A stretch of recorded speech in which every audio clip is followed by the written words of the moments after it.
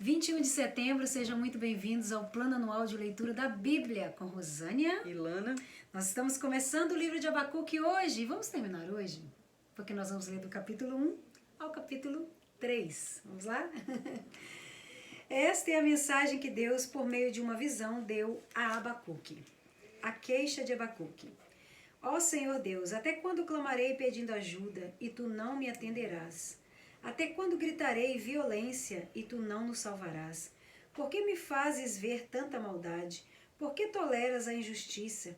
Estou cercado de destruição e violência. Há brigas e lutas por toda parte. Por isso, ninguém obedece à lei e a justiça nunca vence. Os maus levam vantagem sobre os bons e a justiça é torcida. A resposta de Deus. O Senhor diz ao seu povo: olhem as nações em volta de vocês e fiquem admirados e assustados. Pois o que vou fazer agora é uma coisa em que vocês não acreditariam, mesmo que alguém contasse. Estou atiçando os babilônios. Aquele povo cruel e violento, sempre pronto a marchar pelo mundo inteiro, a fim de conquistar as terras dos outros. Eles espalham o medo e o terror, e fazem valer as suas próprias ordens e leis. Os seus cavalos são mais rápidos do que os leopardos, são mais ferozes do que os lobos do deserto. Os seus cavaleiros avançam montados, eles vêm correndo de longe, rápidos como a águia, quando se joga sobre o animal que ela está caçando. Os soldados avançam ansiosos para conquistar. Conforme avançam, vão espalhando o terror. Os seus prisioneiros são muitos, são mais numerosos do que os grãos de areia da praia. Os soldados babilônios zombam dos reis e caçoam dos governadores. Eles riem das fortalezas, levantam uma rampa de ataque e as conquistam. Depois vão em frente como o vento que passa. Eles não adoram outro Deus, senão a sua própria força. Abacuque se queixa de novo. Tu sempre existes, ó Deus. Ó meu santo Deus, tu és imortal. Tu és o nosso protetor, ó Senhor. Tu escolhestes os babilônios e lhe desses forças para nos castigar. Mas como podes tolerar esses traidores, esta gente má? Os teus olhos são puros demais para olhar o mal. Tu não suportas ver as pessoas cometendo maldades. Como é então que ficas calado, quando esses malvados matam pessoas que são melhores do que eles? Por que tratas os seres humanos como se fossem peixes, como se fossem animais que não têm chefe? Pois os babilônios pegam outros povos como os pescadores que pegam peixes. Com seus anzóis e redes pegam os povos e os arrastam para a terra. Aí se alegram e ficam contentes.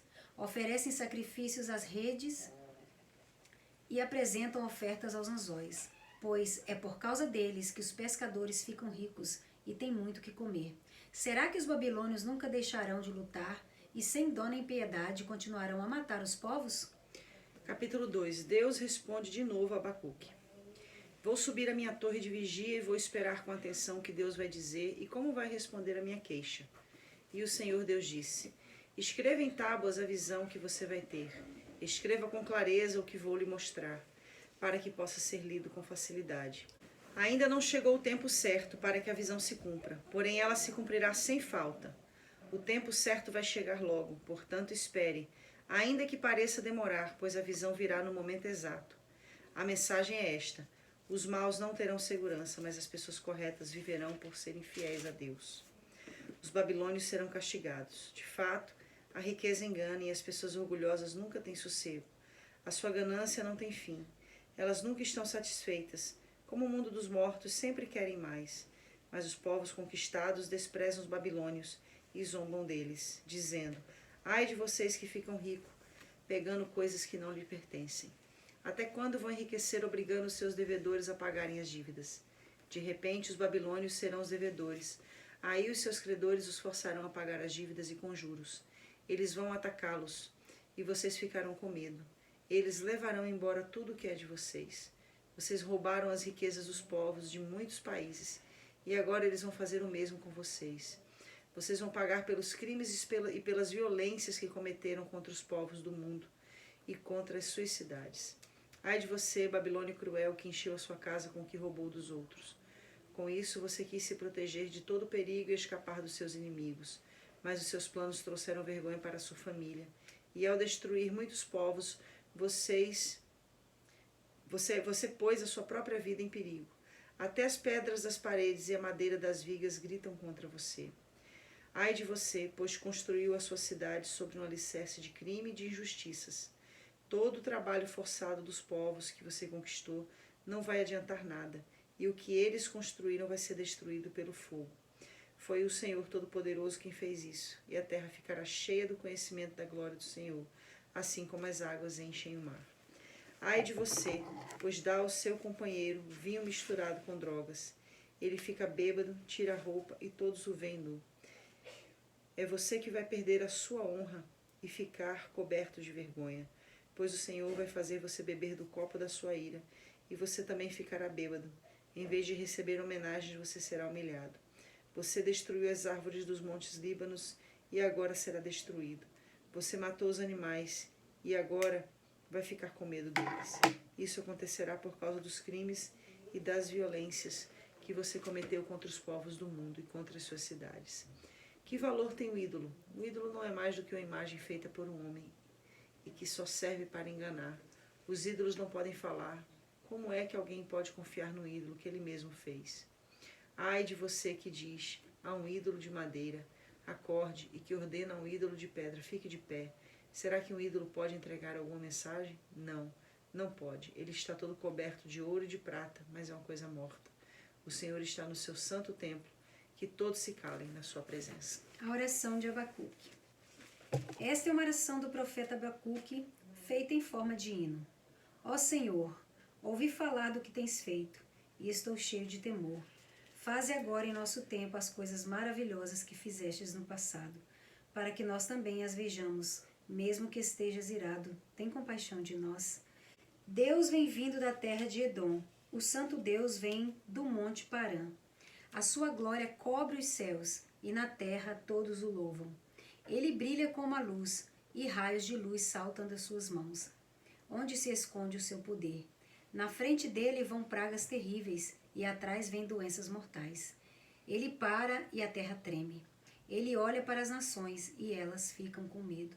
Os montes antigos se abalam, caem as velhas montanhas, por onde ele tem andado desde a eternidade. Vi que os povos de Cuxando estão aflitos, e que os moradores de Midian estão com medo. É contra os rios, ó Senhor, que estás irado? É contra o mar que estás furioso? É por isso que montas os teus cavalos e vens vitorioso no teu carro de guerra? Pegas o teu arco e te preparas para atirar as tuas flechas. Tu cavas a terra com enchentes. As montanhas te viram e tremeram. Uma tromba d'água caiu do céu. As águas debaixo da terra rugiram. As suas ondas intensas, imensas, se levantaram. O sol e a lua deixaram de brilhar quando viram o brilho das tuas flechas e a luz brilhante da tua lança. Na tua ira marchastes pela terra inteira. Na tua fúria pisastes as nações. Saístes para salvar o teu povo, para salvar o rei que escolhestes. Feristes o chefe dos maus e acabastes completamente com seu exército. Com as tuas flechas matastes o comandante dos soldados quando avançavam. Como uma tempestade para nos atacar, eles vinham orgulhosos querendo nos destruir, como quem mata um pobre em segredo. Montado nos seus cavalos, marchastes pelo mar, pelas ondas furiosas do mar.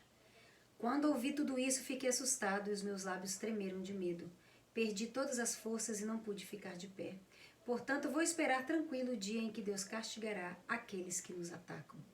Ainda que as figueiras não produzam frutas e as parreiras não deem uvas, ainda que não haja azeitona para apanhar, nem trigo para colher, ainda que não haja mais ovelhas nos campos, nem gados nos currais, mesmo assim eu darei graças ao Senhor e louvarei ao Deus, o meu Salvador.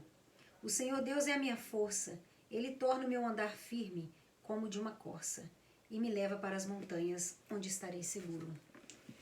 O livro de Abacuque fala desse conflito, né, de Deus de Abacuque com Deus, porque Abacuque ele começa questionando ao Senhor até quando que o Senhor iria lidar com o pecado do povo sem agir devidamente dentro da perspectiva de Abacuque, sem julgar o povo. E aí a resposta de Deus para Abacuque é uma resposta que surpreende o profeta. Deus fala para Abacuque que ele estava levantando uma nação, a Babilônia, e através dessa nação ele iria julgar o pecado do seu povo. E aí Abacuque entra num conflito terrível, porque diz, né, como é que o Senhor pode usar uma nação mais ímpia do que o teu povo para julgar o teu povo. E então a gente encontra uma expressão que é muito conhecida por todos nós, né? O justo viverá pela fé. E Abacuque diz isso, quando não compreende os feitos de Deus, mas decide ainda assim confiar em Deus. E aí a gente chega nessa compreensão de quantas e quantas vezes Deus trabalha na nossa vida de formas incompreensíveis.